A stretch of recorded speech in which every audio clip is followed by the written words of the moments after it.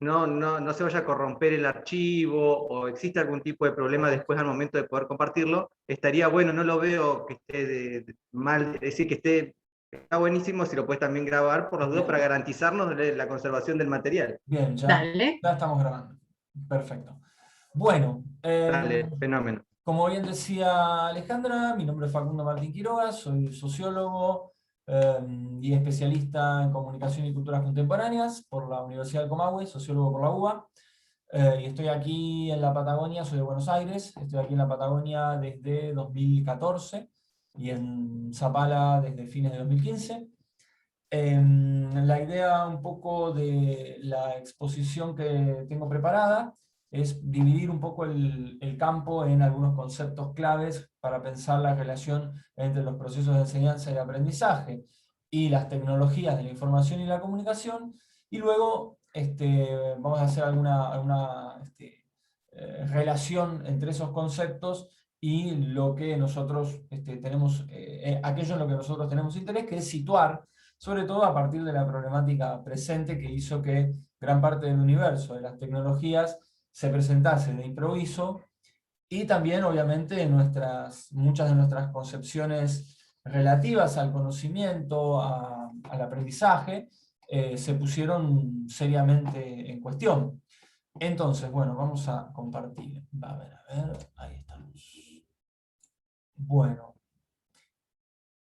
Bien, tengo un compañero docente y amigo que dijo que compartir pantalla se ha convertido en la principal dinámica pedagógica que tenemos ahora. A ver, yo lo que quería era ver si podía, porque acá tengo que me están impidiendo, yo quiero verlo que lo vean en pantalla completa.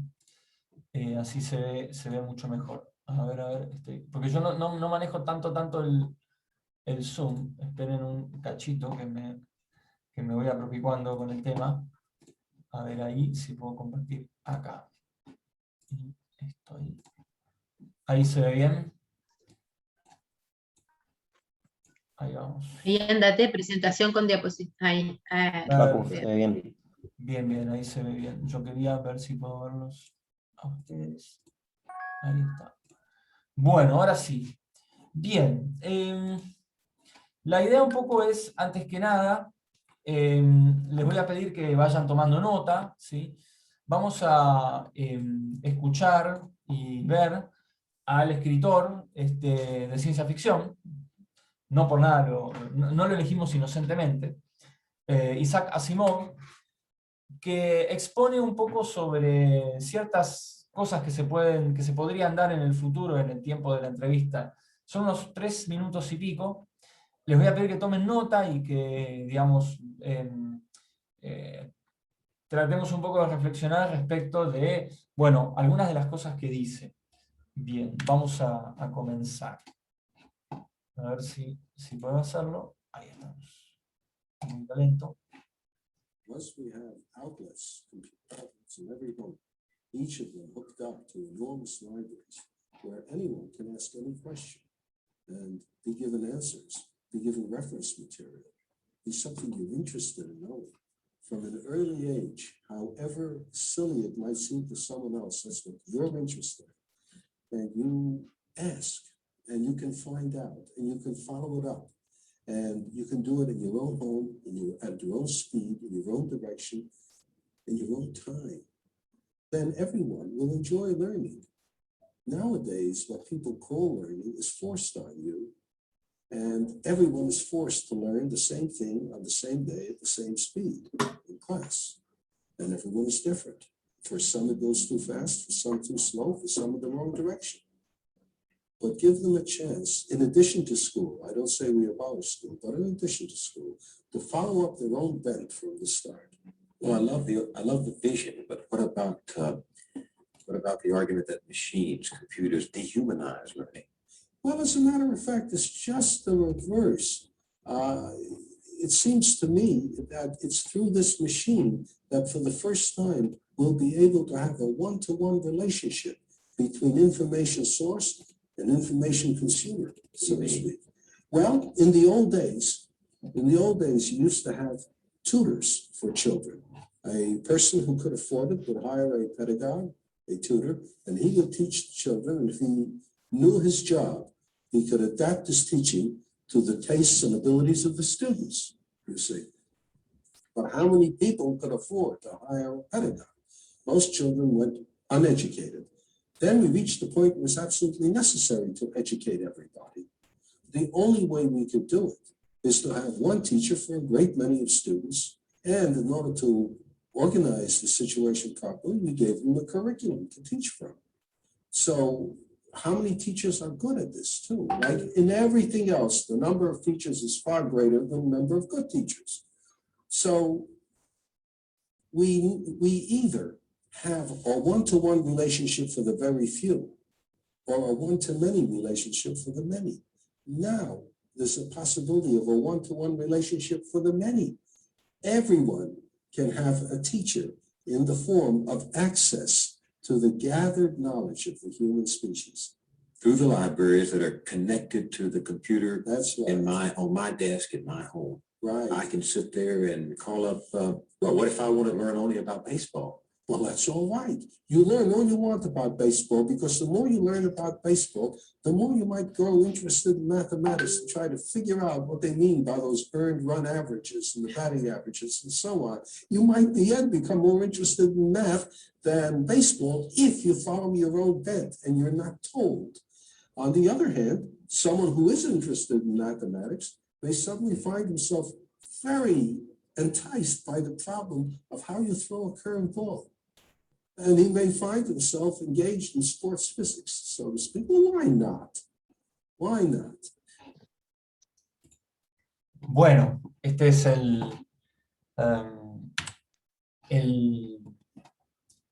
la opinión, digamos, de Isaac Asimov en torno de, bueno, la necesidad de modificar o por lo menos transformar el aprendizaje de acuerdo a los distintos desarrollos tecnológicos. Obviamente que esto tiene una serie de cuestiones relativas. Hay una parte que me parece muy importante, que es cuando empieza a hablar de los tiempos. Hace una especie de friso histórico, una especie de elipsis importantísima, cuando señala que en un momento la educación estaba dirigida hacia los futuros gobernantes, en base a tutores, ¿no? En la antigua Grecia, en Roma y demás. Se pasa a partir de la Revolución Industrial a la educación masiva, con todo lo que había quedado, ¿no? De los resquicios de los jesuitas y demás, en donde empiezan a aparecer todas las pedagogías destinadas a grandes públicos. Y hoy, bueno, mucho de aquello que Asimov establece en términos apologéticos, ¿sí? Que realiza una especie de apología, hoy, digamos, está lejos de pensarse como una apología, sino más bien como una especie de expresión caótica de los tiempos que vivimos. Yo recomiendo que se busque o que se vuelva atrás con lo que decía Asimov, más allá de una visión quizás un tanto optimista respecto de la situación en la que nosotros estamos hoy, ¿sí? Pero para poder entender, o sea, la intención era poder generar una especie de material o socializar una especie de material motivador para darnos cuenta de que los procesos de enseñanza y aprendizaje han sido modificados, pero particularmente en esta situación, las tecnologías, ¿sí? En una especie de desfasaje temporal, ahora lo vamos a ver con un concepto de Paula Sibilia, muchas tecnologías están por sobre los procesos de enseñanza y aprendizaje, por lo menos tal cual los conocemos nosotros de acuerdo a las pedagogías clásicas. Entonces vamos a comenzar tratando de munirnos de algunos conceptos clave, que pueden ser muchísimos más, la selección es un poco arbitraria, con algunos apéndices de imágenes para que nosotros podamos pensar. Una herramienta fundamental es pensar el sujeto nuevo.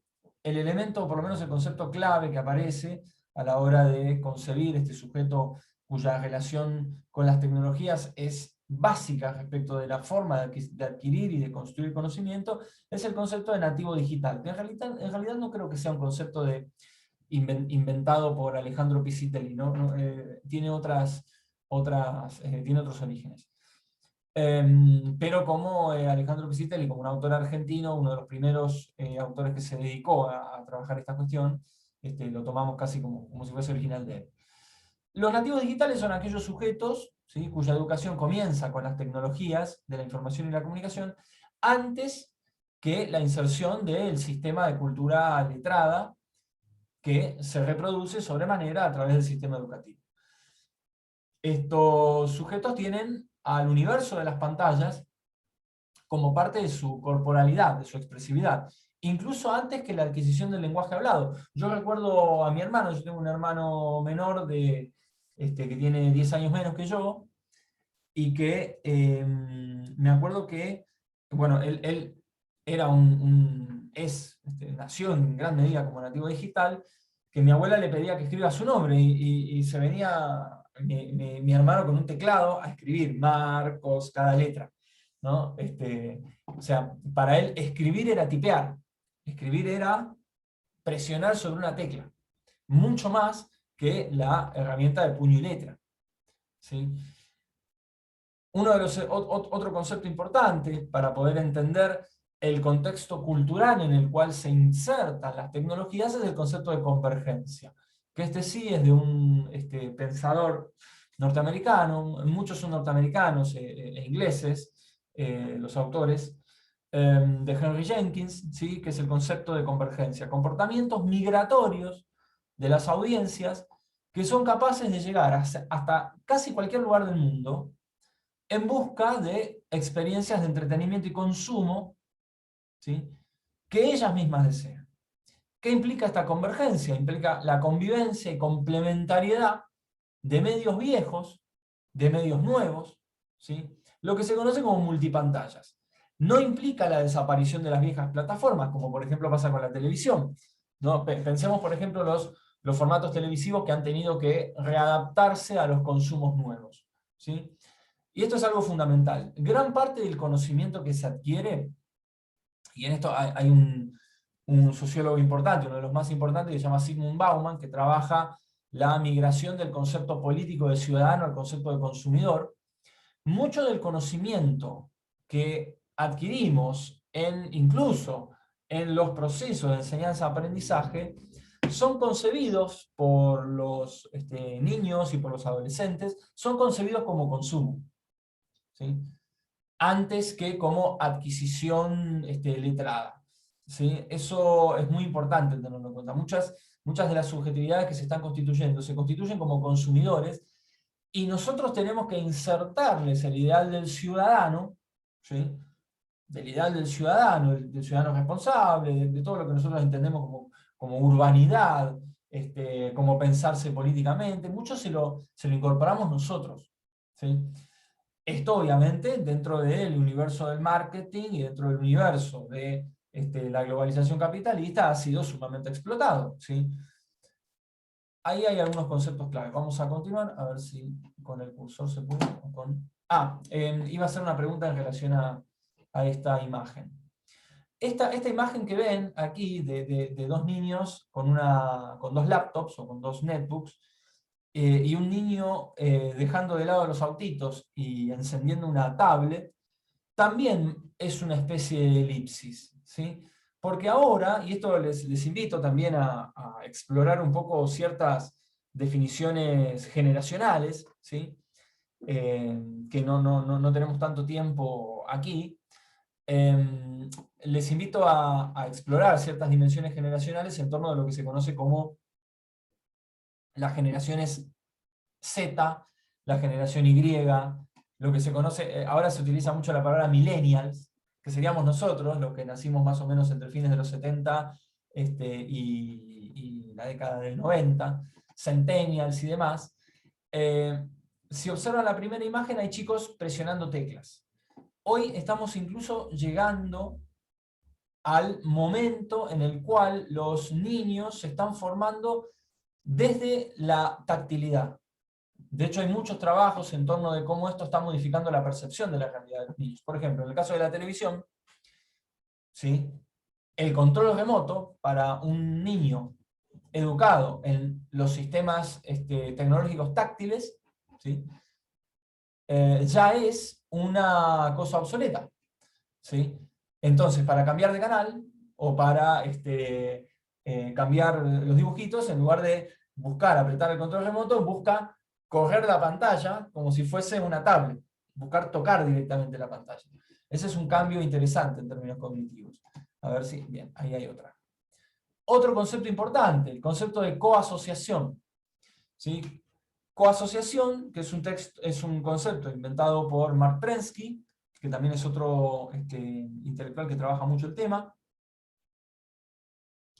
que se refiere a una situación, o por lo menos a una forma de uso de los dispositivos tecnológicos muy distinto de cómo nosotros los adultos o los no formados dentro de lo que es la concepción del nativo digital tenemos por lo menos asimilado. ¿Qué dice Prensky? Los profesores están preocupados pidiendo continuamente más formación y desarrollo profesional adicional sobre el uso de la tecnología, que es gran parte de la desorientación viene por ahí, cómo nos formamos. Pero de nuevo, dice Prensky, esto es paradójico, porque para tener un mayor éxito en el uso de las tecnologías, y un mayor éxito no en términos cuantitativos, sino también respecto a la forma de asimilar y resignificar las tecnologías, ¿sí? Para tener más éxito en este uso, en las aulas, los profesores no necesitan aprender a usarlas ellos mismos, ¿sí?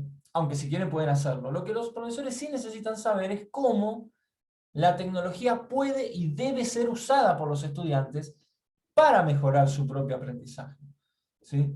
Uno de los elementos fundamentales, más allá de que vamos a trabajar un cuadro comparativo ahora, tiene que ver, por ejemplo, con las distintas formas de, ya que existe una sobreabundancia de información, de qué información se ajusta a nuestros objetivos y qué información es en concreto verdadera o falsa, ¿no?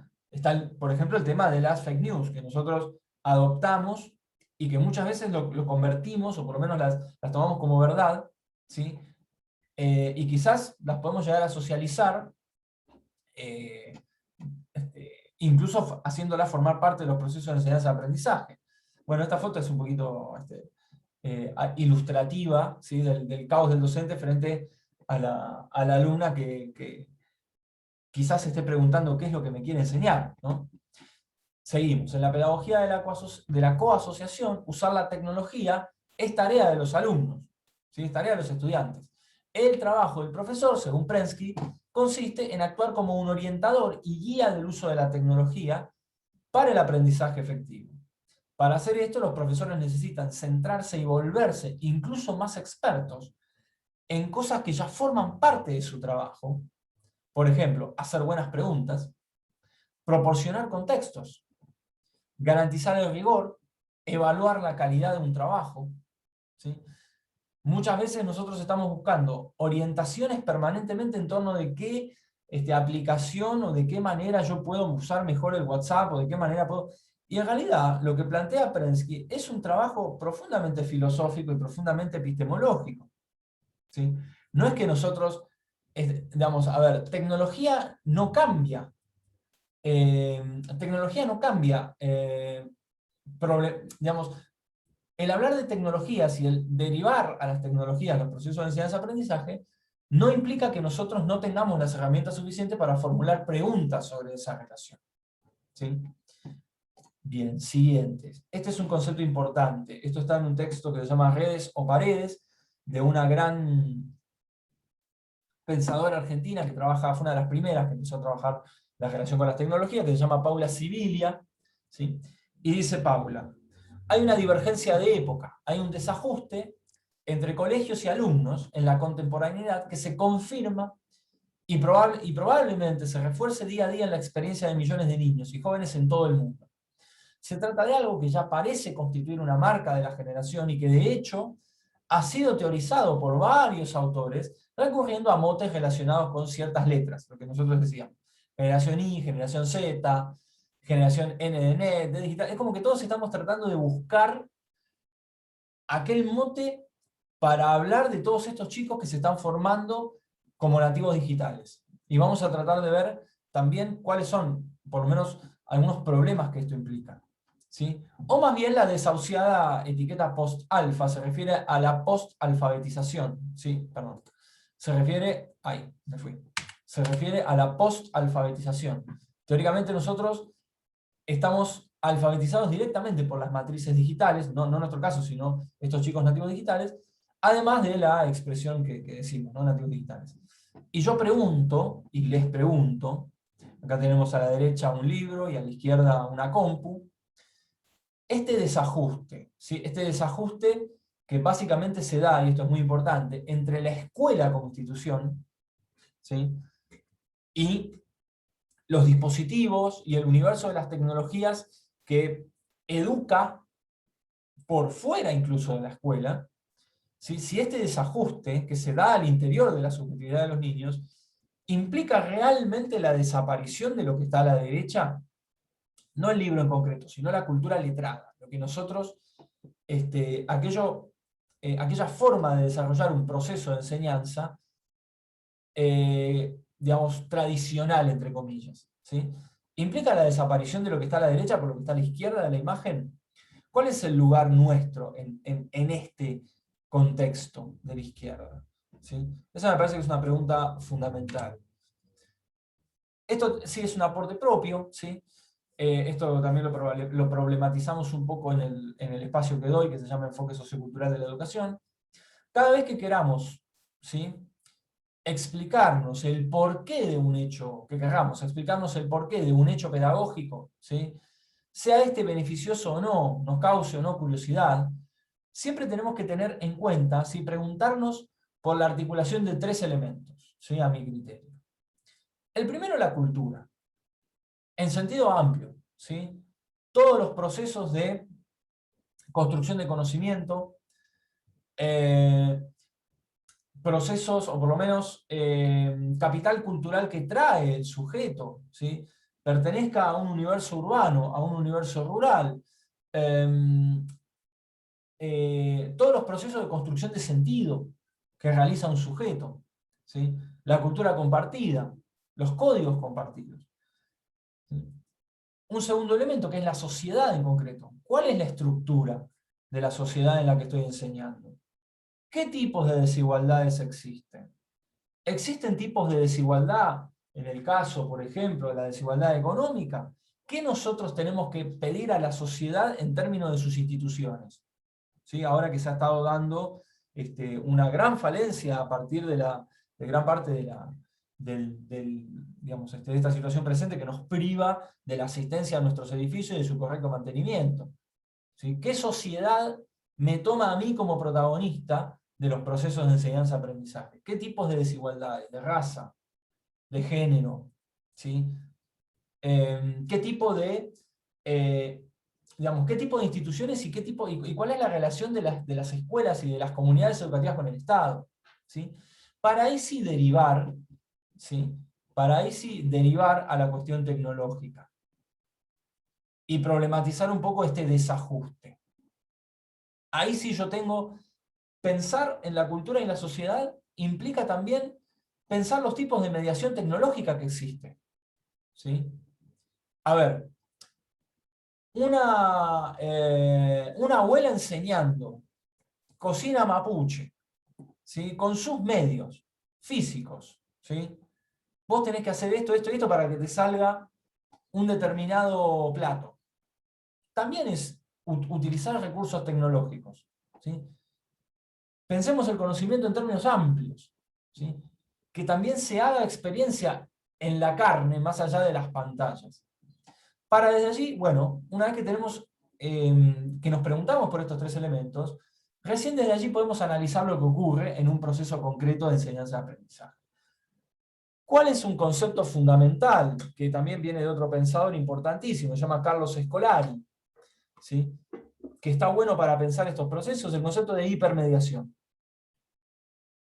Se entiende por hipermediación todos los procesos de intercambio, producción, consumo simbólico, ¿sí?, es decir, de conocimiento, que se desarrolla en un entorno caracterizado por una gran cantidad de sujetos, de medios y de lenguajes interconectados tecnológicamente de manera reticular entre sí. ¿Qué significa todo este chorizo?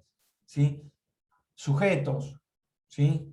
Estudiantes, profesores, medios, televisión, radio, celular, todos los dispositivos informáticos, digamos, el propio medio ambiente, si se quiere, como medio de expresión del conocimiento. Y lenguajes, ¿qué serían los lenguajes? Aquellos códigos que nosotros comprendemos, asimilamos y reconstruimos para vehiculizar un proceso de enseñanza-aprendizaje, ¿sí? Esos tres elementos están interconectados tecnológicamente de manera reticular. ¿Qué significa de manera reticular? Significa que no están conectados de manera unívoca. No están conectados de manera unívoca, ¿sí? Se van, fugan, tienen puntos de fuga. Quizás uno está pensando un proceso desde una determinada dimensión y ya hay otros pibes que están trabajando desde otro lugar. Y que quizás en un aula levantan la mano y nosotros creemos que están diciendo cualquier cosa, ¿sí? Lo reticular, si se quiere, lo rizomático, ¿sí? Muchas veces se produce por abajo de la intuición del docente. Entonces, seguimos. Hicimos un breve cuadro comparativo, ¿sí? Yo le puse cultura letrada, pero podríamos pensar monomediaciones o procesos de enseñanza-aprendizaje clásicos, ¿sí? Para contrastarlo con las hipermediaciones. ¿Cómo estoy de tiempo? Bien. Vamos a señalar algunas particularidades de esto. ¿Cuál es la relación con el conocimiento? La relación con el conocimiento, ¿sí? En la cultura letrada es lineal. Hay un sujeto frente a un material, siempre o casi siempre textual. Las hipermediaciones implican una relación con el conocimiento de carácter colectiva y múltiple, de más difícil clasificación. Una pregunta importante para hacer esto, que podría haberla colocado ahí, es esta relación del conocimiento, con el conocimiento, más allá de ser colectiva, ¿deja de ser jerárquica? Pregunta, ¿no? Pregúntense. ¿O realmente las hipermediaciones también conservan ciertas cuestiones jerárquicas? ¿Cuál es la fuente del conocimiento? La fuente del conocimiento en la cultura letrada es una fuente uniforme, ¿sí? No podemos ir diversificando, aparte porque la cultura letrada implica la ejecución del proceso de enseñanza-aprendizaje en un tiempo muy determinado. En el caso de las hipermediaciones, obviamente las fuentes de conocimiento son diversas, son desordenadas, ¿sí? Uno de los trabajos fundamentales, a mi criterio, de la labor docente es tratar de sistematizarlo, ¿sí? A mí no me gusta mucho la palabra facilitador, porque tampoco se trata de hacer las cosas fáciles, ¿sí? ¿Qué es lo que hacía el docente en la cultura letrada? De hecho, muchos se sentirán identificados con esto. Tenemos que ir a buscarla, a la información. Recorrer bibliotecas, archivos, entrevistar incluso, colegas, ¿sí? Buscar información para poder ser transmitida, ¿sí? En el caso de la labor docente respecto de la búsqueda de información, nos llega un montón de cosas. Al docente le empiezan a llegar, ¿sí? como en el blog o como en el muro de Facebook, empiezan a llegarnos un montón de cosas, flyers, gacetillas, incluso propia legislación, que hasta uno como secretario de extensión no termina de leer, o como parte de un consejo académico no puede terminar de digerir, que ya hay una resolución de resolución y aclaración de aclaración nueva.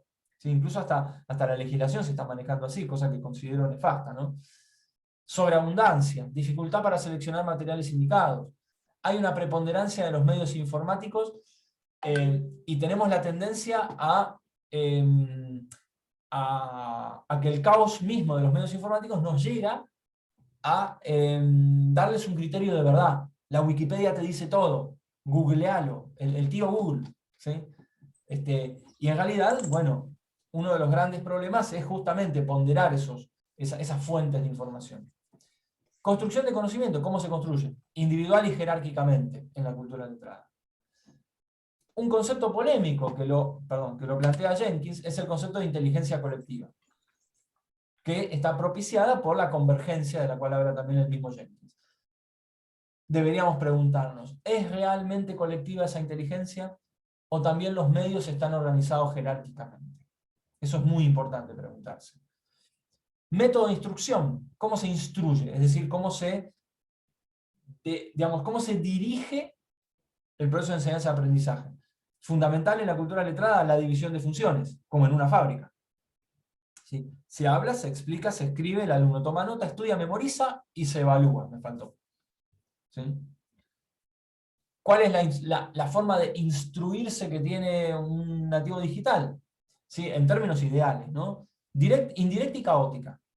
El maestro deja de ser una autoridad uniforme.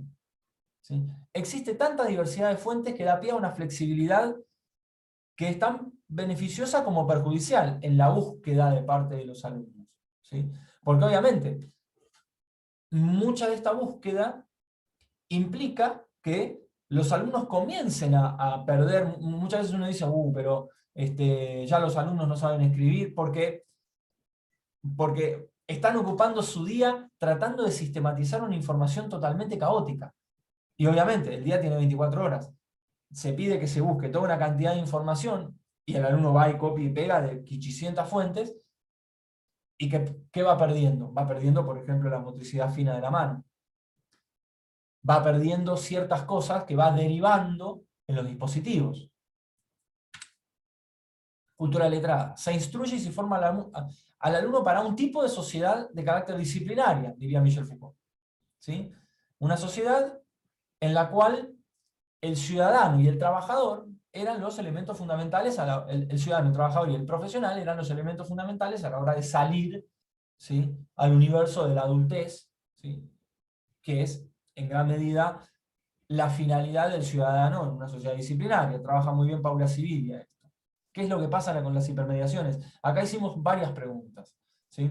Existen contradicciones respecto a esto. ¿Se forman a los alumnos realmente, y esto estaría bueno que se pueda anotar y que se piense, ¿se forman a los alumnos para la autonomía de criterios?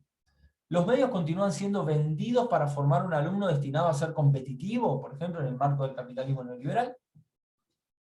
¿En una sociedad de control? ¿Qué labores tenemos pendientes los docentes para desarrollar una pedagogía realmente libre en este contexto?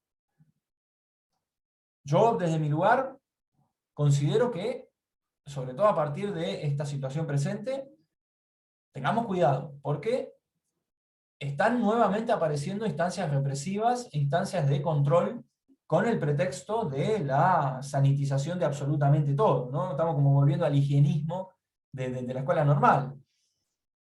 Teorías de la comunicación, en términos de la cultura letrada, siempre parten de la uniformidad, respecto de cómo se construye la cultura desde los medios, es decir, medios todopoderosos, con sus intermediarios, y consumidores que digamos, a priori no tendrían un rol preponderante en la construcción de esos medios. En las hipermediaciones, el concepto fundamental es la teoría de la recepción, ¿sí? El receptor es activo, algunos lo llaman el maker, ¿sí? Se transforman hacia el universo de la convergencia digital. La aldea global, de Marshall McLuhan, como un concepto vigente, más allá de ser viejito, pero hay problemas, claramente. Y esto, con la cuestión de la pandemia, ha estallado, que son las nuevas desigualdades, ¿sí? El modelo está divino, lo que decía Asimov está perfecto, ¿sí? Pero hay una enorme disputa en torno de quiénes son los encargados de administrar o reducir, mejor dicho, estas desigualdades. Por ejemplo, la disputa entre lo público y lo privado, ¿sí?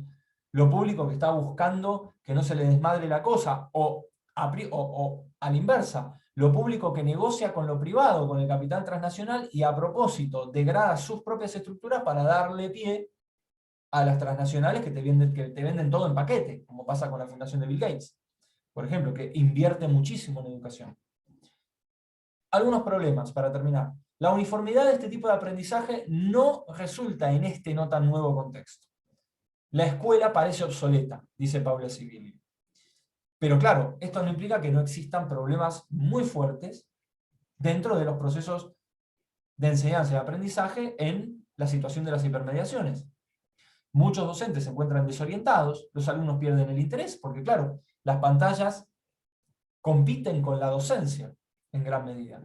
Se dispersan, gracias a que las pantallas terminan siendo más atractivas que los pizarrones, y esto deriva muchas veces en procesos de dependencias que son letales. Incluso pasa, por ejemplo, con la farmacología, los trastornos, el permanente diagnóstico del niño, ¿sí? cuando no está pensado, por ejemplo, el TDA, ¿no? Hiperactividad, siempre el problema es el niño, siempre el problema es el adolescente, ¿sí? Cuando no podemos ubicarnos en el contexto en concreto que está ocurriendo, ¿no? Bien, ahora sí, vamos a ofrecer algunos conceptos respecto de cómo nosotros podemos ponderar, o cómo nosotros podemos analizar la relación entre las TICs, el proceso de enseñanza y aprendizaje y el currículum. ¿Sí? No recuerdo exactamente quién había sido el compositor de este esquema, pero es interesante. Bien, ahí me están, perfecto. Ahí la Gaby me está diciendo el tiempo. Ya con esto vamos a ir como cerrando. Cuatro conceptos importantes, o por lo menos 4 formas de concebir la relación de las TICs con la integración curricular, con los procesos de enseñanza y aprendizaje. Primero, generalmente es a donde nosotros nos quedamos, que es la sustitución. Las tecnologías actúan como una herramienta sustituta directa sin cambio funcional. ¿Sí? Por ejemplo, una clase de pizarrón transmitida, digamos, normalmente por un streaming. Aumentar. ¿Qué significa aumentar? Las tecnologías de la información y comunicación actúan como una herramienta sustituta directa, pero con una leve mejora funcional. Es decir que, sin tocar las dinámicas básicas, voy incorporando algunos elementos tecnológicos, ¿sí? Algunas pequeñas actividades como para ir mejorando el desempeño de los estudiantes, como una nueva herramienta incluso evaluativa. Estas dos forman parte de la dimensión de la mejora. Ahora, hay una dimensión que es la de la transformación. ¿Sí? Un paso básico es la modificación. Tecnologías que permiten rediseñar significativamente las actividades de aprendizaje. Es decir, yo parto, ¿sí? O sea, el concepto que quiero que se incorpore o que quiero que se construya, ¿sí? Es trabajado a partir de una dinámica que tiene a las tecnologías como un elemento importante, en donde ya ni bien se ingresa en un curso, ¿sí? Aparece la mediación tecnológica, ¿sí? Que aporta algo nuevo a ese proceso. Y finalmente, lo que entre comillas sería ideal, que es la redefinición. Que las tecnologías permitan crear nuevas actividades de aprendizaje antes inconcebibles. ¿Sí? Y no nos referimos solamente a las pantallas, ahora vamos a ver, porque hay un concepto que es el concepto de transmedia que es muy importante para redefinir todo esto. Jaime Sánchez, otro aporte, ¿sí? Integrar curricularmente las tecnologías implica necesariamente la incorporación y la articulación pedagógica de las TICs en el aula. Implica también la apropiación de las TICs, el uso de las TICs de forma invisible. Esto quizás es lo ideal. Cuando las tecnologías de la información y la comunicación se naturalizan de determinada forma, se transforman en ubicuas, ¿sí? Obviamente que esto es absolutamente, si se quiere, utópico, ¿no? El uso situado de las TICs, centrándose, y esto es muy importante, en la tarea de aprender, y no en las TICs. Las TICs no nos tienen que sacar el tiempo respecto de la necesidad de adquirir o de construir un concepto. El centro es X y no Y. El centro es el concepto, aprender, y no ubicar a la tecnología así como vomitando tecnología y por otra parte, derivando en los dispositivos tecnológicos los procesos de enseñanza-aprendizaje. Es una integración transversal de las TICs al currículum. El aprender es visible, pero las tecnologías son invisibles. Entonces hay una especie de escalera.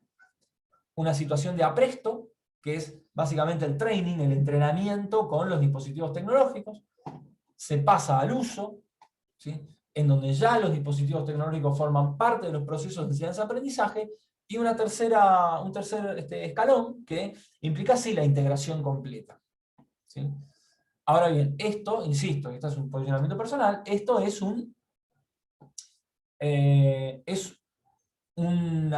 formas de problematizar también. No es que nosotros tengamos que automáticamente pensar en una integración sin abordar la problemática de las desigualdades. ¿sí? Aquí hay algunas herramientas sincrónicas, ¿sí? Que nosotros hemos usado. Estos son los streaming, ¿sí? Esto básicamente sirven específicamente para familiarizarnos, o por lo menos nosotros podemos dar una clase básica, en concreto, que es una de las cosas que hago yo, por ejemplo, una clase básica, ¿sí? Y que, bueno, es en realidad más expositivo. Estos streaming dual YouTube implican una amplitud en la posibilidad de socializarlos, ya que el OBS Studio y el StreamYard son dos aplicaciones que permiten editar y subir dualmente, o sea, en coaxil si se quiere, para un público mayor que el curso para el cual estoy ideando el proceso, ¿sí? Las que conocemos, Zoom, Google Meet, Jitsi, es Webex, si no me equivoco. Cada una tiene su lógica, ¿sí? Pero ambas sirven en gran medida para eso. Algunas tendrán una mayor conectividad porque tienen una ingeniería de software más pesada, una menor conectividad porque tienen una ingeniería de software más pesada, otras serán más familiares con nosotros, como pasa con el Zoom. Y acá hay algunas aplicaciones, ¿sí? Básicamente les paso los nombres y demás para que las vayan como conociendo. Hay muchísimas más, ¿sí? Estas son algunas de las más usadas. Cada una tiene su particularidad. Por ejemplo, el Padlet, que calculo que ya hay algunos compañeros que ya lo han utilizado, es muy bueno para poder intercambiar o para poder realizar frisos rápidos, ¿sí? De opinión, por ejemplo, o conceptos concretos, ¿sí? Para intercambiar, para intervenir. Es como una especie de wiki, ¿sí? Es como una especie de método wiki, pero más visual, con mayor poder visual. Después tenés el Canva, que sirve específicamente para hacer, generalmente se lo usa para hacer flyers, pero sirve para muchas otras cosas más. El Prezi, que lamentablemente en todas sus potencialidades de pago, que es una especie de PowerPoint, pero con una mayor cantidad de animación. El Lucidchart, que es una buena herramienta para realizar cuadros y mapas mentales. Y esta, con la cual terminamos, que es el Mentimeter, que vamos a usar ahora, ¿sí? Y vamos a ver para qué sirve. Bueno, esta es la bibliografía que hemos usado, la voy a compartir, ¿sí? Es una selección en gran medida arbitraria de mi parte, pero como ya estamos algo excedidos de tiempo, vamos a cortar aquí. Yo ahora voy a dejar de compartir y voy a pegar en el chat, un link. ¿Sí? Voy a pegar en el chat un link. Van a encontrar una pregunta, ¿sí? Van a encontrar una pregunta y van a ver, yo después al final voy a socializarlo, ¿sí? Les voy a enviar un link ahí al chat, van a entrar al link y van a, quienes quieran obviamente, van a responder esa pregunta, que es una pregunta muy simple. De mi parte ya está, agradezco obviamente el tiempo para prestar atención, y bueno, le damos un paso y una bienvenida a Lever, a Gastón Pérez, que va a hablar de una cosa muy importante que hemos desarrollado en nuestro instituto, que ya venimos desarrollando desde hace mucho tiempo, que es la cuestión del sonido, en un momento en donde hace tanta falta la escucha. Muchas de las cosas que nosotros tenemos asimiladas de la cultura letrada están cediendo, y eso implica que volvamos a pensarnos desde la escucha, desde el sonido, y desde las posibilidades que el sonido tiene a la hora de insertarse dentro de un proceso de enseñanza-aprendizaje. Así que bueno, de parte de Radio Sorsal, todo tuyo, Ever, así que muchas gracias. Bueno, buenísimo, gracias Facu.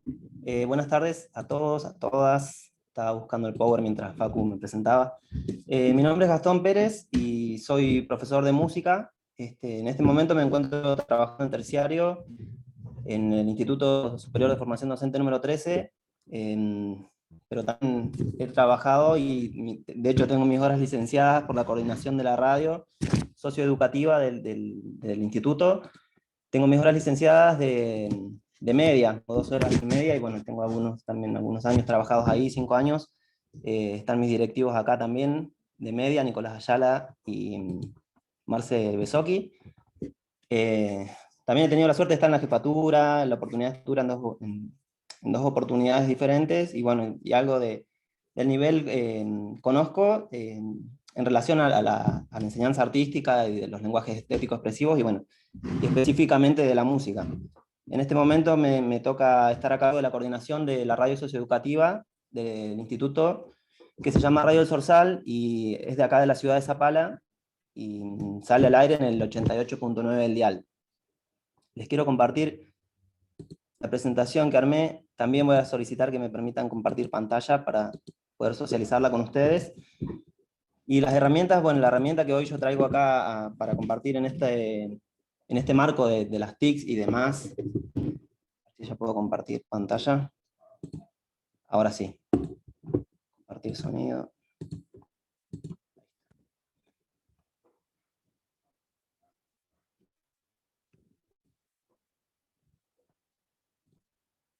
Bien, solo quiero saber si siguiendo y ya arranco con esto. Sí, Gastón. Sí, bueno, buenísimo. Sí, sí, sí. Bien, la radio socioeducativa del Zorzal es el proyecto macro de la radio, es el de la radio como una mediación pedagógica, en este caso para la comunidad zapalina y la comunidad de los alrededores de nuestra ciudad. Y en este tiempo de pandemia, bueno, yo voy a contarles un poco lo que ha sido la experiencia de nosotros, de la radio en este tiempo de pandemia, pero la idea es que ustedes también se puedan llevar de esta presentación la idea del recurso del podcast también para tenerlo en cuenta dentro de las prácticas educativas que se llevan a cabo en sus instituciones, en sus escuelas, no solo para el tiempo de virtualidad, sino también para el tiempo de presencialidad, ya que es una herramienta muy poderosa, muy interesante, y que bueno, nosotros luego de haber tenido la experiencia de realizar el año pasado esto de la radio en pandemia, hemos podido realizar un análisis bastante interesante de cuáles son los pros de utilizar el podcast como un recurso más dentro de la aula, el acceso a la educación, ¿no? Esta parte de igualdad, que creo que también ayuda un montón esto del podcast educativo, en cuanto a garantizar el acceso a la información y demás. Bueno, en este tiempo de pandemia, que a partir del año pasado, a todas, nos llevó a tener que reinventarnos, y desde la radio también nos sucedió lo mismo. Estábamos muy acostumbrados a la radio en vivo, y si bien veníamos trabajando ya con el podcast, la verdad que la radio en vivo, el poder salir a la calle, el poder traer las voces a las instalaciones de la radio, nos ocupaba bastante, y nos entretenía bastante, y nos tenía bastante ocupados de ese modo. Pero al pensar en la educación virtual y el poder seguir garantizando esta mediación pedagógica, tuvimos que pensar también en una radio virtual, lo que nos llevó a tener que trabajar desde nuestras casas, a programar desde nuestras casas la radio, a generar material nosotros, a recibir material por parte de docentes y estudiantes de distintos niveles educativos. Les quiero compartir, antes de avanzar con esto del podcast, un pequeño audio que hemos editado para explicar lo que es un podcast educativo, y yo luego también voy a ampliar un poco más la idea. Los invito a escucharlos, es muy breve, dura 5 minutos, y luego les voy a seguir comentando un poco más, ampliando la idea.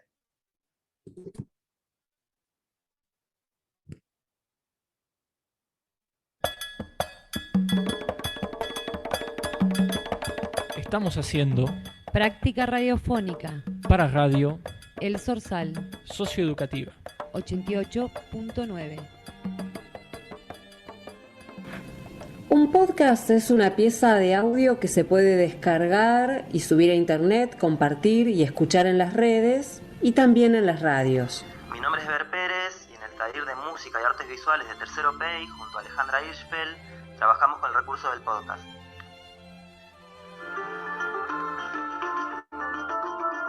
Las estudiantes elaboraron micros radiales contando sobre las experiencias de las guaguas.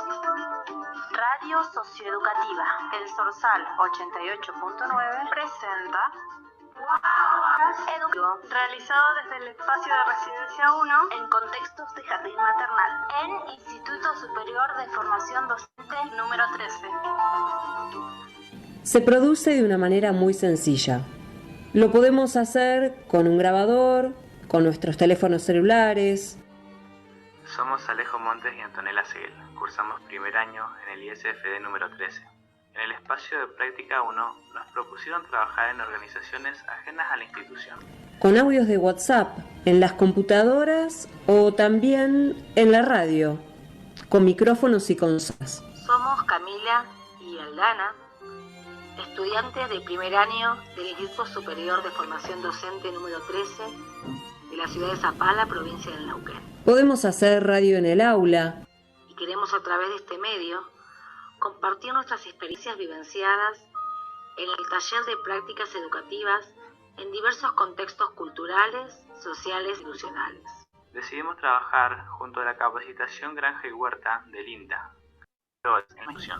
Podemos utilizar el podcast para armar una clase, también para hacer síntesis o contar lo que elaboramos en grupo a través de un plenario. Un espacio entendido como tiempo y lugar para la vivencia, la conceptualización, la acción y la reflexión. El podcast, mientras más claro, concreto y conciso, mejor. Para las radios comunitarias, el podcast es una radio de bolsillo, un estudio portátil para informar y entretener que va al punto y se resuelve entre 10 y 15 minutos. Es útil y efectivo. Un producto no perecedero al alcance de todos para transmitir mensajes educativos sin perder el sentido ancestral y fomentando el recuerdo. Es una historia en el oído. A veces también puede ser radio mal hecha.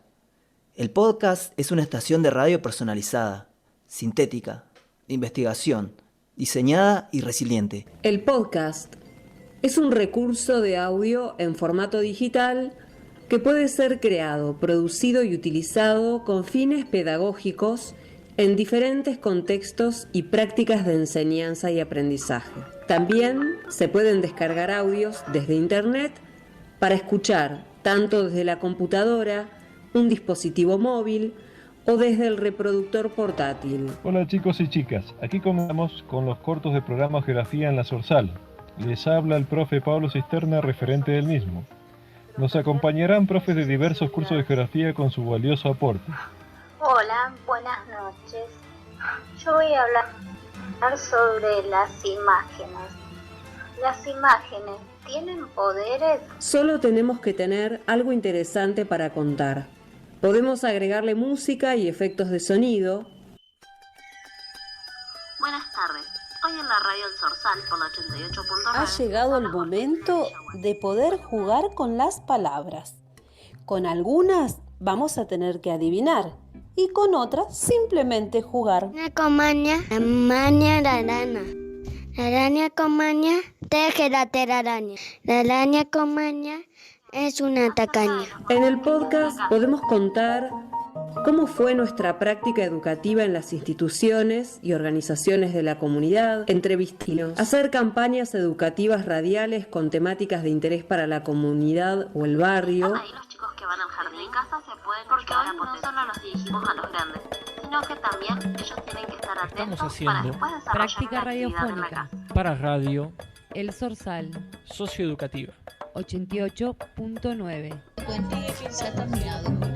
Como rosa en el viento, se ha terminado este cuento. Colorado, este cuento ha terminado.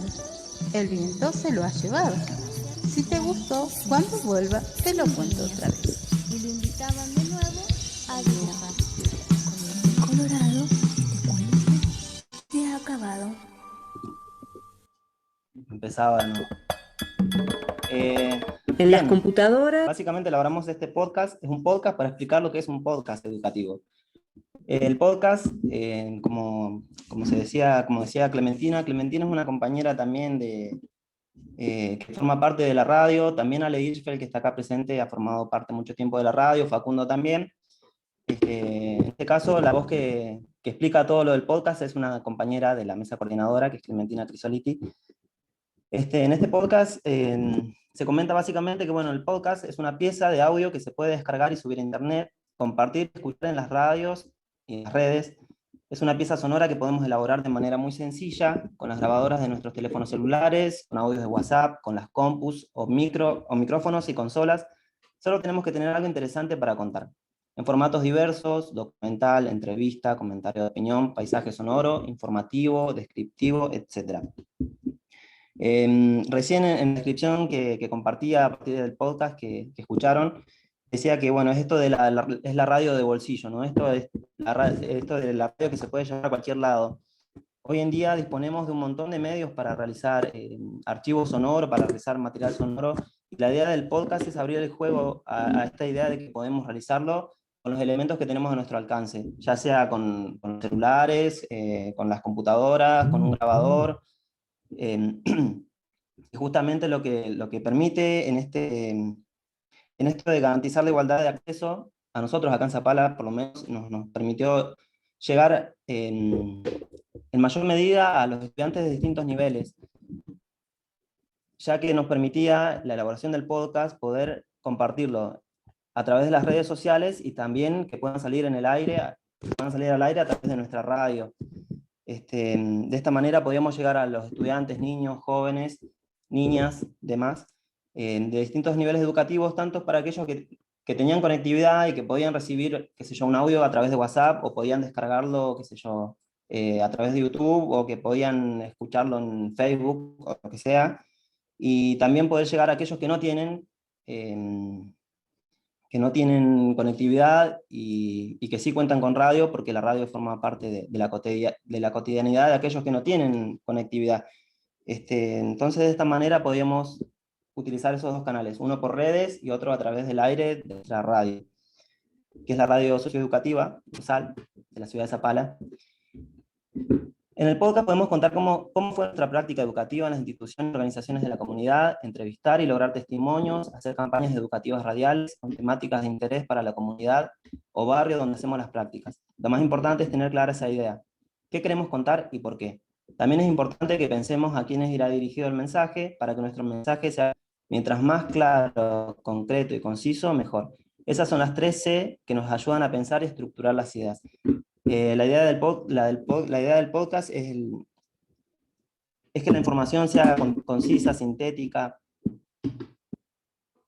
Nosotros en nuestra radio, cuando empezamos a habilitar este espacio de escuelas en pandemia, que es un espacio que sale a las 10:10 de la mañana y que se repite a las 16:10 horas, empezamos a recibir un montón de mensajes, tanto por WhatsApp como por correo electrónico, de docentes interesados en realizar podcasts y que le brindemos alguna guía, que le brindemos herramientas.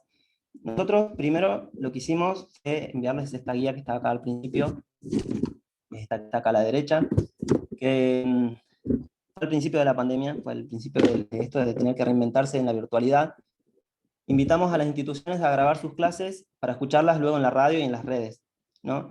Enviábamos esto acompañado de un pequeño audio que también ampliaba muchísimo más la idea de cómo realizar ese podcast. En este caso era para grabar la clase y para que puedan escucharla los estudiantes. Y a su vez también, aparte de poder escucharse en las radios, ellos, docentes y estudiantes, podían socializarlo en sus grupos de WhatsApp y demás. En este caso la guía era sencilla. Primero, elegir la temática que te gustaría desarrollar, poder organizar las ideas en un guión, gráfico o dibujo, como te resulte mejor. 2, grabás tu clase con tu celu o con la computadora. El 3, nos envías el audio y lo compartimos en Radio El Zorzal. Es camino para que hagan la radio, pero a su vez, cuando el archivo ya está terminado, o cuando es un archivo MP3, o del tipo de archivo que sea, permite ser socializado y difundido, bueno, a través de WhatsApp, a través de Facebook, de Spotify y demás. Hay un montón de plataformas que permiten socializar y difundir audio. Nosotros también estamos recomendando el uso de esta aplicación, que es Anchor.fm, que es una aplicación gratuita tanto para celulares y dispositivos móviles, como para computadoras, como para PC. Está disponible también para Mac y demás. Es una aplicación súper sencilla que nos permite realizar podcasts en el cual podemos realizar la grabación directamente desde esta aplicación y también agregarle música. Nos facilita una herramienta interesante que es cuando yo le agrego la música no me tapa la voz, por ejemplo, ¿no? Que esto por ahí resulta un poco más difícil si utilizo otros editores de audio, que también se pueden hacer, pero bueno, esta plataforma nos permite editar de manera mucho más sencilla. Y también tiene un banco de sonidos, de efectos y de música que no utiliza copyright, ¿no? Esto de los derechos de autor también complican bastante a la hora de socializar un audio, por ejemplo, en distintas plataformas, en distintas redes sociales también. Esto del derecho de autor, a veces nos salta lo del derecho de autor, música podemos utilizar y que no vamos a tener problemas con esto del derecho de autor y el copyright. Bueno, les voy a comentar un poco nuestra experiencia en este tiempo de pandemia, de virtualidad, en el cual también hemos tenido que ampliar nuestro conocimiento acerca del podcast y de cómo hacer llegar de una manera sencilla la idea de que todos podemos realizar podcast, de que todos podemos generar archivos sonoros. Y para eso generamos un espacio desde la radio que se llamó Escuelas en Pandemia, que todavía lo tenemos vigente, que se utilizó muy fuertemente el año pasado en virtualidad, y que este año también se sigue utilizando, pero el año pasado fue como un boom, la verdad, esto del podcast, al menos acá en Zapala. Desde las instituciones empezó a llegar un montón de material, y ya sabían que, bueno, que Escuelas en Pandemia salía todos los días, de lunes a domingo, a las 10:10, y se repetía a las 16:10 horas. Empezó a llegar un montón de material desde los jardines, desde las escuelas medias, escuelas de nivel superior, escuelas de artística de acá de Zapala y alrededores también, en el que llegaban podcasts y materiales en distintos formatos de entrevista, cuentos, radioteatro, informativos, paisajes sonoros. También acompañamos eventos, por ejemplo, de jardín, de la Semana de la Lectura, de las Semanas de las Familias, de la Primavera y demás. Y hemos generado una especie de biblioteca para nosotros muy, muy importante, que nos permitió analizar esto de cuáles eran los pros y los contras del podcast. Esto que se ve acá es la carpeta que tenemos en la computadora de la escuela, que se llama Escuelas en Pandemia, y cada una de esas carpetas contiene un montón de material, de archivo sonoro, de podcast, generado por instituciones.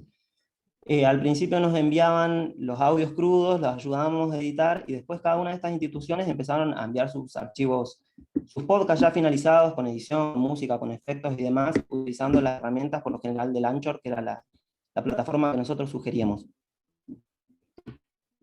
Antes de pasar,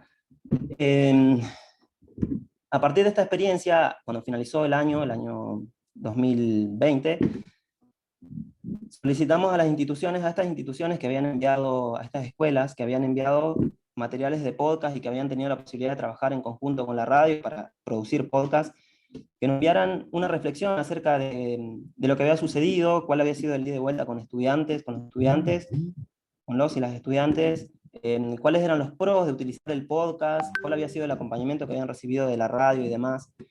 Y a modo de sintetizar, algunas de las cuestiones que nos comentaban eran que, por ejemplo, cuando arrancó esto del solicitar material digital, solicitaban mucho trabajos en formato de video.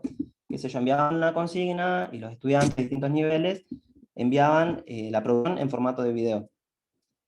Y cuando lo solicitaban de esa manera, en formato de video, eran muy pocas las producciones que recibían, y después cuando abrieron el juego a que empiecen a enviar archivos de audio,